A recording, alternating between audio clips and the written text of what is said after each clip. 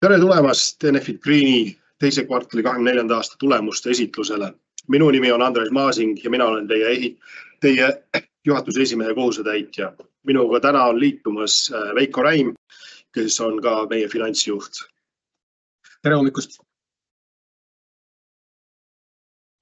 Teine kvartal kulmineerus meil pikaajalise juhatuse esimehe Aavo Kärmase ametist lahkumisega. Me soovime talle jõudu ja tervist tulevikuks. Nõukogu kinnitas uueks juhatuse esimeheks Juhan Aguraiuja, kes alustab tööd 14. oktoobril. Enne seda aega olen mina teie juhatuse esimees ja mina olen ka valdkonnajuht arenduse alal. Me töötame kogu juhatuse meeskonnaga ja Enefit Greeni meeskonnaga selle kallal, et täita meie eesmärgid nii ehitus olevates projektides kui ka olemasolevates varades ja nende töökindlust kinnitada. Ühte asja, mille kallal me töötame, on asjad, mille kallal me saame kontrollida ja mida me saame mõjutada. Ühte asja, mida me ei saa kontrollida, on see, et Veiko on ka meie hulgast lahkumas, kui tema leping lõpeb septembris. Ka temale me soovime palju jõudu, aga esimesed 2 kuud on veel järele jäänud, et ta jätkuks oma tööd kõvasti, nagu ta on ka viimase 5 aasta jooksul seda teinud. Rääkides siis tuluolukorrast, Balti elektrihinnad on olnud stabiilsed ja ühtlustunud tänu Estlingi 2 katkestusele. Meie kõrvalturud on näidanud elektrihinna kukkumist suurem osa tänu maagaasi ja heitmekvootide hinna stabiliseerumisele. Pikaajaliselt vaadates meie elektrihinnad tänu meie rahvusvahelise turu analüütikutele on olnud küllaltki stabiilne viimase 2 kvartali jooksul, kuigi on samal ajal välja öeldud, et lühiajaline elektrihind järgmise 2 aasta jooksul tõuseb 15% võrra nende samade maagaaside ja heitmekvootide hindade stabiliseerumise põhjal. Liikudes edasi olulisemate regulatiivsete arengute juurde. Siin ma ei räägi kõikidest arengutest, ja kutsun teid esile, et ka minna ja lugeda meie teise kvartali raporti ja sellega seoses tutvuda kõikide regulatiivsete arengutega. Aga kõige tähtsamad nende hulgas olid need, et me kõik käisime 9. juunil valimas Euroopa Parlamenti. Nagu oli ka näha resultaatidest, rohelised ei võitnud suurem osa positsioonidest nagu varem. Koalitsioon meie arvates jätkab ja säilib. Ja samal ajal me arvame ka rohepoliitika pakett ei pöördu tagasi. Vaadates Eesti poole võeti vastu elektrituru seaduse muudatus, mis peatab jäätmetest Iru elektrijaamast toodetud elektri eest taastuvelektri ja tõhusa koostootmise toetuse maksmise. See tähendab 25. aasta esimesel poolel kaotab teie Enefit Green 2,8 miljonit eurot EBITDAst. See on esmakordne, kui Eesti riik ei ole austanud tootjatele antud 12 aastast toetust ja sätib üles halva pretsedendi ka tuleviku toetusteks ja tekitab ebausaldust potentsiaalselt Eesti riigi vastu. Kuigi me töötame selle kallal, et seda asja parandada. Samuti võrguettevõtted AST, Litgrid ja Elering teatasid, et nemad on lahkumas ja desünkroniseerivad BRELL-süsteemis 8. veebruaril 2025. Sellega seoses tekivad sagedusreservide kulud. Need sagedusreservide kulud ja hankimiskulud praegu sotsialiseeritakse Eleringi poolt ehitajate projekti omanike ja projekti bilansihaldurite vahel. Teie Enefit Greeni juhatus ja meeskond töötab selle kallal, et seda kulu õigsasti jagada ja me töötame selle kallal koos teiste tootjatega, sest see kulu on meie arvates väga kõrge. Liikudes edasi tuuleolude juurde, võime öelda, et tuuleolud teises kvartalis ka ei olnud ootuspärased. Nad olid umbes 10% alla ootuste, aga üle P90 toodangu eesmärgi. Ja tänu sellele oleme me kahjuks tootnud vähem elektrit pea 15% võrra. Liikudes edasi töökindluse juurde, võime me siin öelda, et meie meeskonna järjekindel fookus on maksnud dividende. Meie Eesti ja Leedu tuuleparkide töökindlus on taas saavutanud ootuspärase tulemuse ja samuti päikeseparkide töökindlus on jäänud tugevaks. Kahjuks on Iru elektrijaama töökindlus olnud eesmärkidest alla. Meil on olnud 2 planeerimata katkestust Iru jaamas, mis on viinud meie töökindlus alla 87,5%-ni ja vähendanud meie tootmist teises kvartalis 3,5 gigavatt-tunni võrra. See on üks osa meie tööst järgmises kvartalis, praeguses kvartalis, järgmises kvartalis, mida me peame tegema, et töökindlust kindlustada ja kõrgendada. Headest uudistest meie tootmisvõimsuse areng on olnud viimases kvartalis positiivne. Meie oleme viinud ühe oma ehituses oleva projekti Tolpenvaara Soomes tootmisprojektidesse, tõstes oma elektritootmist 72 megavatti võrra 587 megavatini. Ja siin te näete pilti Tolpenvaara tuulepargi avamisest, mis toimus teises kvartalis. Liikudes edasi ehituses olevas arendusportfellis. Siin on mul hea meel rääkida sellest, et Akmene kukkunud turbiin 2023. aastal on taas tõstatatud ja on 3 kuud nüüd töös olnud. Tänu sellele me oleme ka suutnud koos GE ja Litgridiga ette võtta liitumistestid ja meie ootus on, et järgmise paari kuu jooksul need liitumistestid koos GE ja Litgridiga saab lõpetatud ja projekt saab üle antud opereerimisvaradesse. Sama käib ka Šilale 2 projekti kohta. Lätis meie 2 päikeseparki on täies hoos oma ehituses protsessis ja aasta lõpuks on meie ootus, et nad saavad valmis. Heades uudistest jätkates, Sopi-Tootsi tuulepark on saavutanud 25 turbiini 38-st. See on väga suur saavutus meie meeskonna poolt ja ka suur tänu Nordexile, kes on seda tööd kompetentselt ja professionaalselt ellu viinud. Samuti ka meie meeskond on saavutanud suure eesmärgi selles, et me oleme koos Eleringiga saavutanud elektriühenduse Sopi-Tootsi alajaamas. Ja Sopi PV park on nüüd ka saavutanud 100% oma taladest maha lüües, andke andeks. Pea 80% raamidest on valmis ja 65% paneelidest on tõstatatud. Meie ootus on ja me töötame selle kallal, et ka Sopi PV projekt saab aasta lõpuks esimese energia eksporditud. Vaadates Leedu poole on Kelme 1 projekt saavutanud väga suure edusammu 14 tuuliku tõstmises ja ka Leedu meeskond on saavutanud väga tugeva verstaposti sellega, et nad on saanud Titjuene alajaamas elektrifitseeritud 330 kV alajaamas.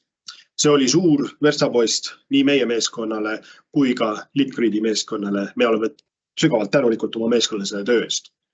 Kelme 2 projekt on saavutanud 5 vundamendiala valmimist 14-st. Töö tsiviilaladel käib ja me oleme valmistumas turbiinide vastuvõtmiseks järgmise aasta alguses. Liikudes lühiajalise arendusportfelli juurde, on mul hea meel rääkida sellest, et meil on ehitusvalmiduse saavutanud Vändra päikesepark ja Kelme 3 tuulepark. Praegu meeskond töötab selle kallal, et kas Stalkova päikesepark saavutaks aasta lõpuks investeerimisvalmiduse. Samal ajal töötame me väga kõvasti ja meeskond on töötamas väga usinasti KIK-i kõrval ja KIK-i toetusega, et ka saavutada ehitusvalmidus meie Purtse päikese, tuule ja salvesti projektile, mis on esmakordne Eesti turul ja ka Balti turul. Samuti töötame me ka väikese vesiniku pilootprojekti kallal, mida me loodame investeerimisvalmidusse saavutada enne aasta lõppu. Need on esmakordsed projektid Enefit Greeni jaoks, mida me siin välja toome ja me oleme tänulikud KIK-ile nende toetusest. Vaadates pikaajalist arendusportfelli on meie fookus jätkuvalt projektide elluviimisele ja nende ehitusvalmidusele. Suur fookus on teises kvartalis pandud sellele, et Liivi tuulepark oleks valmis riigi taastuvenergia oksjonil osavõtmiseks ja hanke osavõtmisel 2025. aasta keskel. Me oleme suured toetajad Eesti riigil, et nad meretuulepargi oksjonit on ette valmistamas ja igapäevaselt proovime neid aidata selle formuleerimisel ja et me ise ka oleks valmis selleks oksjoniks. Samuti Poolas, kus me ostsime esimeses kvartalis Race Globaliga koos 360 megavati eest arendusprojekte, on nende projektide integratsioon jätkumas. Aga rääkides üleüldisest pikemast portfellist, esimese kvartaliga võrreldes meie portfelli vaade on jätkuvalt sama tugev, kui ta on eelnevalt olnud ja meie töö käib selle kallal, et need projektid ellu viia meie projektide ajaraames ja eesmärkidega kooskõlas. Vaadates siis uute varade osatähtsust, see kindlasti kasvab ja on kasvanud aastas 23. Me oleme mitusada megavatti projekte toonud tootlusesse ja meie ootus on ja me töö käib selle kallal, et 24. aasta kolmandas kvartalis ja neljandas kvartalis ja teises pooles me saame veel 130 megavatti projekte tuua tootmisvaradesse ja sellega koos siis tõsta nende elektritoodangut meie terves portfellis. Andes nüüd üle Veikole ka finantstulemustest rääkimas. Jaa, aitäh Andres. Vaatame teise kvartali üle ka numbrite poole pealt, et mis meil läks. Ja kõigepealt võib-olla see, et me oleme väikse muudatuse teinud siin slaidide formaadis, et oleme biomassivaradest väljunud ja ainus meie koostootmisjaam on nüüd Iru, eks ju, et siis me soojusenergia toodangut ja hinda siin enam nii prominentselt ei afišeeri, vaid me nagu toome rohkem uued varad esile, et kui palju uutest varadest toodangut tuleb ja palju see kokku teeb. Nii et see on võib-olla siis meie harjumuspärastele jälgijatele väike muudatus, aga seda me näeme, et on vaja teha selleks, et see pilt oleks selge. Ja kui me nüüd vaatame, et mis meil esimeses kvartalis aset leidis, eks ju, et 358 gigavatt-tundi toodangu kasvu, 35% võrreldes eelmise aastaga, peamiselt tuligi siis uutest varadest, et ka olemasolevad varad tootsid grammikese rohkem, siin võrreldaval baasil isegi 9% rohkem kui eelmine aasta, nii et nii madal see tuul ei olnud kui eelmine aasta, ent siiski nagu Andres mainis, jääme natuke ootustele alla, nii et põhimõtteliselt see on siis üks pool toodangust. Teiseks siis hinnapool, millest ma tuleks ka järgnevatel slaididel ka rohkem räägin, eks ju, siis 70 eurot megavatt-tunni kohta me iga toodetud elektri megavatt-tunnist teenisime ja see on siis 22% vähem kui eelmine aasta. Sellel on nii turuhinna mõjud, PPA müügihindade mõjud, eks ju, uute lepingute tõttu ja sellest siin tuleb rohkem juttu. Ja kokku äritulusid 38,3 miljonit eurot, 7% vähem, EBITDA 18,9 miljonit eurot, 2% vähem ja puhaskasumit 3,9 miljonit eurot ehk 246% rohkem. Siin tasub meeles hoida ka seda, et meil on võrdlusbaasis väike erinevus, et kuna eelmisel aastal olid ka tootsid tulemid ka müüdud varad, et siis sellest ka seal tulude ja EBITDA juures lähemalt ja puhaskasumi kasvust siis ka, et mis valdavalt on tulnud siis väiksemast tulumaksukulust. Aga igast asjast järge mööda. Korra veel enne, kui me kvartali sisse lähme, siis pilt ka 6 kuu kokkuvõttes vaadates, et mõjud on üsna sarnased, et kokku toodangu kasv on üle 27 või 27%, eks ju 853 gigavatt-tundi, 76 eurot megavatt-tunni kohta oleme teeninud igast toodetud elektri või megavatt-tunnist ja äritulud siis 10% vähem kui eelmine aasta, EBITDA oleme 2% rohkem teeninud ja puhaskasumit isegi 18%. Kui vaadata nüüd neid elektri hindasid, toodangut ja müüki, siis põhimõtteliselt siin vaadates seda teist kvartalit konkreetselt, siis me 358 gigavatt-tundi me tootsime, 246 gigavatt-tundi müüsime siis läbi PPA-de ja 214 gigavatt-tundi müüsime turule, see on siis vasaku ülemine graafik, seal erinevad klotsid kokku pandud ja 108 gigavatt-tundi ostsime siis turult nii PPA-de jaoks kui lihtsalt bilansienergia ehk portfelli balansseerimiseks. Ja see PPA-de osakaal toodangus on olnud sarnane kui esimene ja neljas kvartal ja madalam kui eelmine aasta siin teises kolmandas kvartalis, nii et seal vaatamata selle, et toodang on väiksem olnud, meil suuri mõjureid võrreldes varasemate kvartalitega ei ole, aga küll ma tahaks tähelepanu juhtida, et kust on tulnud kasv, on tegelikult sinna turule müügist, et need tumerohelised klotsid 214 gigavatt-tundi versus siis 139 gigavatt-tundi, mis oli eelmine aasta, siis see on üle 50% kasvu, nii et see on see, kuhu see maht, mis me oleme juurde tootnud, on läinud. Ja kui nüüd kord vaadata vasakut alumistabelit, siis mis on nende turuhinnad olnud, siis koduturgude elektri hind on kukkunud 8%, siin toodanguga keskmiselt kaalutud. Ja turule müüdud elektri hind ehk selle tumerohelise klotsi hinnalipik on tegelikult kukkunud isegi 18%, 63 euro pealt 52 euro peale. Nii et tegelikult iga lisanduv megavatt-tundi toodangut, mis me oleme toonud, mis on läinud turule müüki, on tegelikult saanud madalamat hinda, eks ju, et see on siis asi, mida tähele panna. PPA hinnalanguse siis põhjustas see, et meil algasid ikka uued lepingud, mis olid 2021. aastal madalama hinnaga sõlmitud, see oli siis 68 eurot megavatt-tundi lõppenud kvartalis ja realiseerinud ostuhind veel ka madalam kui eelmine aasta, nii et kokkuvõttes see teenitud elektri hind koos kõikide toetuste, rohesertifikaatide müügituludega ja kõikide elektrimüügiga kaasnevate kuludega oli 69,7 eurot megavatt-tundi. Võib-olla üks asi veel siit kaasa võtta, tuuleprofiili allahindlus, millest me oleme ka Vaaril viimasel korral rääkinud, eks ju, et nüüd viimases kvartalis oli see Leedus, see süvenes 13%-ni, Eestist oli natuke madalam kui eelmine aasta, et 7,9% täpsemini on meil aruandes välja toodud ja ka päikseprofiili allahindlus, ehk et see allahindlus, mille võrra päike toodatust saab keskmisest vähem hinda, oli teises kvartalis Eestis 30%, nii et see näitab, et need allahindlused on päris sügavad ja see siis mõjutab ka seda turule müüdud elektri hinna erinevust, eks ju, et seda me siis jälgime ja teeme siin omi järeldusi, et kuidas need hinnad tulevikus toimida võivad. Muidugi on ka teises kvartalis olnud Estlink 2 kaabli väljasolek on mõjutanud, nii et kui see kaabel tagasi tuleb, siis me näeme seda igapäevast pilti.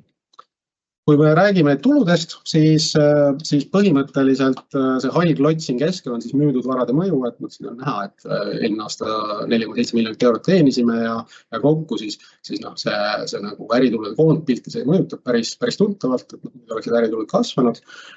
Ja siin me oleme välja toonud ka erinevate segmentide juures nende peamised mõjurid, et näiteks tuule juures toodangu kasv oli suurem kui elektri hinna langus, tulud kasvasid.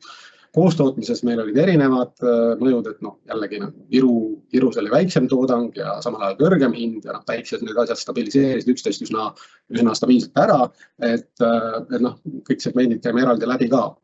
Aga kokku siis 38,3 miljonit eurot oli siis meil äritulusid. EBITDA poole vaadates, et me alati oleme siin kadunud välja need elektri hinna netomõjud ja müügi ostukoguste netomõjud, et siin ongi kenasti näha, et hinnamõju on seekord siis -5,4 miljonit eurot, et ostuhind on või müügihind on olnud madalam ja kokkuvõttes on see hinnaprofiili, ostuhinna ja müügihinna vahe, eks ju, mis tuludele avaldas mõju, on see summas siis 0,8 miljonit eurot, et päris tuntav. Nüüd müügi ja ostukoguste mõju on positiivne, et me oleme ostnud või tootnud rohkem ja läbi selle me siis müüme rohkem turule ja siis 35% kõrgem elektritoodangu on siis meie EBITDA toetanud ja lõpuks võib-olla siis Iru vaatest on ka -1,3 miljonit eurot, et see on siis, natuke räägin lähemalt seal koostootmise juures, aga madalam töökindlus, madalam toodang on. Tuuleenergiast rääkides, siis 54% kõrgem toodang, 12% kõrgem tulu ja 18% kõrgem EBITDA on meie selle kvartali tulem, et nagu mainitud uute tuuleparkide toodangu lisandumine peamine. Kui me vaatame opereerimiskulusid, siis see on olnud siis viimase 4 kvartali summaarselt 40 eurot megavatt-tunni kohta. 40 000 eurot megavati kohta, jah.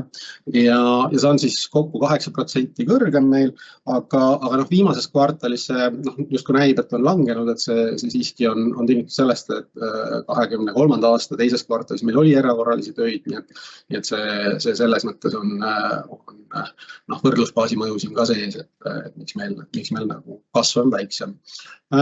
Ja võib-olla siin selles osas ongi nagu kokkuvõtlikult kõik, et 15 miljonit eurot siis EBITDA sellest osast on sellest kõigist teenitud. Kui me näeme nüüd koostootmist, siis siin on me oleme välja toonud nii need müüdud varade osad kui ka siis Iru konkreetse toodangu, et on näha, et Iru elektritoodang on 10% väiksem lõppenud kvartalis olnud. See on see töökindluse mõju, mida Andres mainis ja selle tõttu siis isegi kui meil on elektri hind on olnud kõrgem, siis kokkuvõttes, kuna väiksem toodangu tõttu me oleme siiski elektrist ja toetustest siis nagu vähem tulusid teeninud, pluss ka siis jäätmete vastuvõtust on tulu olnud selle tõttu väiksem, kuna on vähem olnud mida põletada. Siis teine aspekt, mis meil teise kvartali tulemusi mõjutab, on see, et aprillis siis kandsime müügijärgselt maha grupi sees see laenukohustuse siin Valka poolele, eks ju, et see on siis müüdud biomassivarade viimane korrektsioon. Kokkuvõttes see müügikasum, mis meil oli esimeses kvartalis ja teises kvartalis kokku, on siis 4,7 miljonit eurot biomassivarade müügist Valkast ja Vadidest ja sellega on siis sellel tehingul ka joon all. Et kui me vaatame nüüd EBITDA mõjureid, siis ongi näha, et eelmine aasta teenis 0,8 miljonit eurot müüdud varadest positiivselt, see aasta on see mahakandmine 8 eurot negatiivne, nii et 1,6 miljonit eurot on 2 aasta vahe mõju ja järgnevates kvartalites eelmise aasta positiivsed mõjud jäävad sinna, eks ju, 3. ja 4. kvartal, nii et 25 aastal juba see võrreldavus suureneb, et see on siis see. Nii, kui me liigume päikse juurde, siis seal on meil väike toodangu kasv, väike elektrihinna langus, äritulud üsna stabiilsed, grammika kõrgemad, EBITDA praktiliselt muutumatu, nii et siin me olemegi näinud, et see nagu enne uute päikseparkide lisandumist meil väga suurt hüpet ei tule. Jah, kvartalite vahel on erinevused, vahel on sellisem pimedam kvartal, väiksema päiksekiirgusega kvartal, eks ju, et see on avaldab mõju, aga kokkuvõttes lõppenud kvartalis 11% kogu meie EBITDA-st oli väiksest, nii et sellega me oleme üsna rahul. Investeeringute osas oli meil ajaloo kõige suurem investeerimiskvartal. Võin ka öelda, et see on ka selle investeerimistsükli kõige raskem investeerimiskvartal, selles mõttes kapitali mahukuse tõttu, et 129,8 miljonit eurot investeeringuid oli väga suur summa ja me oleme tegelikult liikunud 24 aasta plaanis isegi tuntavalt oma graafikust ees. Kokku selle esimese poolaasta peal on umbes 40 miljonit ees, mida me oleme ettepoole tõmmanud investeeringut teisest poolaastast. Ja see on peamiselt selleks, et saada Sopi-Tootsi kiiremini valmis. Ja võimalik see on Andres maininud, et meil on seal juba 2/3 tuulikutest püsti ja loomulikult, mida rutem nad saavad püsti, seda kiiremini tuleb ka arveid maksta. Et see on võib-olla see võtme tähelepanek siit, et kõik pingutused, et see tuulepark võimalik toodangusse saaks ja selle tõttu toome ka investeeringuid ettepoole. Et lõviosa 2/3 nendest investeeringutest, mis me tegime see kvartal, oligi Sopi-Tootsis, siis Kelme 1, Kelme 2, 20 miljonit kokku ja Sopi päiksepark samuti. Kokku on jah, meil hinnanguliselt 250 miljonit eurot veel investeerida selleks, et see ehitused lõpuni viia ja see jaotub umbes nii, et pool on sellest see aasta teine poolaasta ja pool jääb siis 25 natuke 26. Et see on see jaotus, mida meil on küsitud. Siis kasumi osas teenisime 3,9 miljonit eurot kasumit. Siin on, ma arvan, üks peamine mõjur siis see, et 4,1 miljonit eurot maksime vähem siis ettevõtte tulumaksukulu. Intressikulud on meil kasvanud 3,5 miljonit eurot. kokku kapitaliseerimise lõppenud kvartalis 5,8 miljonit eurot. Kuna meil on ehitustegevus jätkuvalt kõrge, siis kasumi aruandele mõju ei avalda, aga see on siis see taju sellest laenukoormast, mis meil hetkel peal on, et palju me intressi maksame. Nii, kui vaadatagi laenukoormat, siis põhimõtteliselt me jõudsime selle lõppenud kvartali lõpus 5,5 netovõlg EBITDA tasemeni, võrreldes 4-ga, mis meil oli aasta lõpus, ja see väljendabki kahte hästi sügavat või hästi tõsist investeerimiskvartalit, mis meil on seljadega, esimene ja teine kvartal, sellised suured kapitalipaigutused, ja see on põhimõtteliselt meil laenude vaatest ka olnud laenude aktiivne väljavõtmise kvartal, et me täiendavalt suurendasime ka Swedbankiga laenulepingut 100 miljoni euro tasemeni, et meil seda finantspaindlikkust oleks veel rohkem. Kokku meil on kasutamata 235 miljonit eurot investeerimislaene ja me alati vaatame ka ringi, et teha veel rohkem, et veel mitmekesistada oma rahastamisallikaid, et selleks, et kõige atraktiivsema hinnaga siis oma laenu võtta ja võimalikult mitmekesiste pangapartneritega koostööd teha. Keskmine intressimäär 4,2%, kuna intressimäärad on hakanud allapoole tulema, siis kui meie intressikulusid mis on paindliku intressimääraga mõjutab, IRS-id katavad meil 24% ehk swapid, et see on siis see. Üks tähelepanek võib-olla veel, et selle Swedbankiga laenulepingu suurendamise juures me leppisime kokku ka 1 aasta see pikema tagastamistähtaeg, nii et 27. aastast on 28. aastasse väike nagu liikumine toimunud, et siis see on sisu. Nii, kuidas me elektri hinna riske juhime, et kokkuvõttes toodangu, mis me oleme prognoosinud, on meil olnud esimeses ja teises kvartalis madalam, kokku 15% circa esimese poole aasta kohta. See on tulnud peamiselt tuuleoludest, siin circa 80 gigavatt-tundi, et meil on olnud ikkagi üsna mitu väga madala toodanguga kuud, mai, juuni, märts samuti, et see siis varasemalt nägite ka seda kõikuvust, mis meil on olemasolevates varades, siis see on meie äri osa. Täiendavalt Tolpanvaara Akmene irutöökindlused on meil muret tekitanud rohkem esimeses kvartalis, aga sellega me oleme nüüd, loodame, et oleme mäele jõudnud Tolpanvaara Akmenega, iru tuleb ka poolsest välja, et seejärel loodame seal paranemist, või mis loodame, teeme sellega kõvasti tööd. Siis ootuspärane toodang on meil 2 teravatt-tundi, opereerivatest varadest 1,18 ja valminud ehitusvaradest varadest 0,88 teravatt-tundi ja mis me riskijuhtimise meetmete ja tegevustega siis veel ette näeme, et lisaks sellele, et me oleme ette müünud PPA-sid ja meil on CFD-ga kaetud toodangut ja Feed-in Premiumiga kaetud toodangut, mis on Eestis, siis me aktiivselt juhime seda PPA-de portfelli ja näiteks oleme me siin juunis vähendanud 24. aasta 3. kvartali PPA kogust Baltiku hinnapiirkonnas 23 gigavatt-tunni võrra, et ostame tagasi. See on see, et neid lepinguid on võimalik aktiivselt juhtida, vaadates, et mis on meie hinnangud meie tootmisele, mis on meie hinnangud meie portfelli seisule, nii et seda me teeme edasi, selleks, et see tulema oleks parem. Nii, minu poolt vist kõik ja annan kokkuvõtteks tagasi Andresele. Aitäh, Veiko. Nüüd kokkuvõttes viimased 6 kuud on majandustulemuste põhjal paremad kui sama periood eelmisel aastal. Aga kahjuks madala tootmisega seoses on me oleme ootustest taganenud. Meie toodang on pea 15% vähem, kui me ootus oli ja see on nagu varem ka öeldud, põhimõtteliselt seotud sellega, et meil on nõrgemad tuuleolud olnud. Meil on olnud Tolpanvaaras käitamise algatamisega probleeme.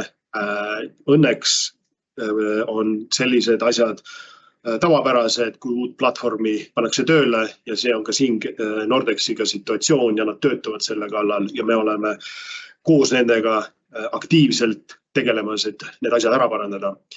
Meil oli hilinemine Akmene tuulepargi turbiin 20 ülessättimises ja kahjuks irutöökindlus, nagu ma varem ka ütlesin, on olnud probleemiks.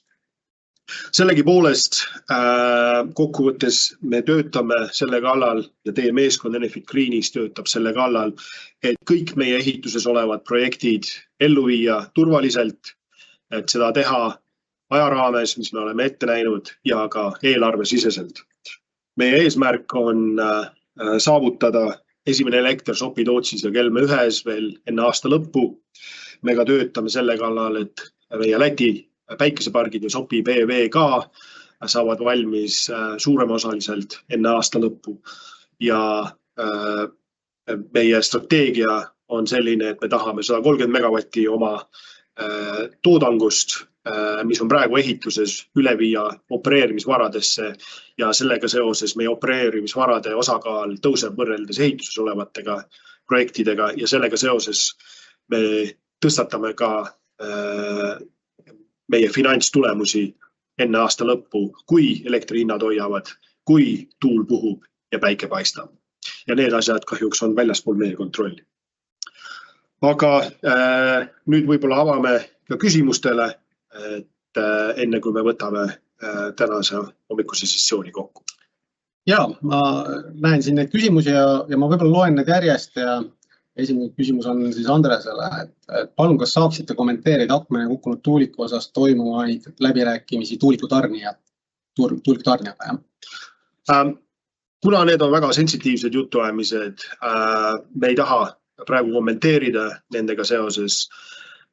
Meie oleme jätkuvalt töötamas väga kõvasti G-ga ja ka meie kindlustusettevõttega, et saavutada kõige parem tulemus meie ettevõttele, aga me anname teada turule nii kui kokkulepe on saavutatud. Siis teine küsimus on, et on siis mulle turult ostetud elektrikogus on jätkuvalt suhtena toodangusse väga kõrge. Kas ja millised võimalusi te näete, et lühi- ja keskpikas perspektiivis ostude osakaalu alla tuua, kas uute võimsuste lisandumine teisel poolaastal võiks seda pilti positiivselt mõjutada? Ta on tuntav, jah, et on see ostetud elektrikogus. Et kui me mõtleme, et mida me lühiajaliselt teeme, siis eelmine kvartal rääkisime ja see kvartal oleme rääkinud, et me balansseerimegi tagasi ostudega seda portfelli esiteks lühiajaliselt.